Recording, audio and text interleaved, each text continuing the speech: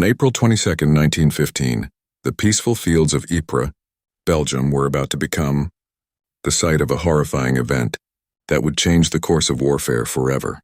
As the sun set, the German forces unleashed a new weapon, chlorine gas. This marked the first large-scale use of chemical weapons on the Western Front, and the impact was devastating. The yellow-green cloud of chlorine gas drifted silently towards the Allied lines, leaving soldiers choking and gasping for breath, their bodies convulsing in agony. Panic spread as the deadly gas seeped into trenches, killing thousands in its wake. The French, Algerian, and Canadian troops faced the brunt of the gas attack, suffering horrific casualties. Many died immediately, while others fled in terror, leaving the Allied flank dangerously exposed.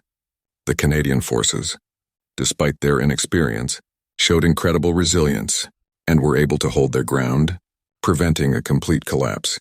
Desperately, they used cloth soaked in urine over their mouths to try and neutralize the gas.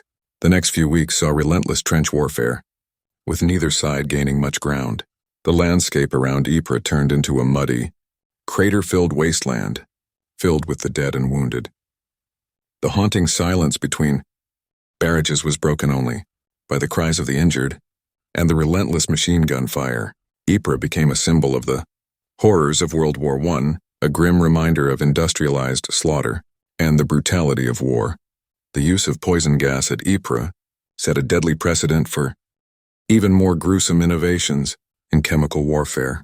As the battle drew to a close in May 1915, the Ypres salient remained in Allied hands, but at an unimaginable cost. The fields of Ypres, once quiet and green, were forever scarred by the horrors of war, a place where the very air had turned lethal and where the legacy of suffering would endure long after the guns fell silent.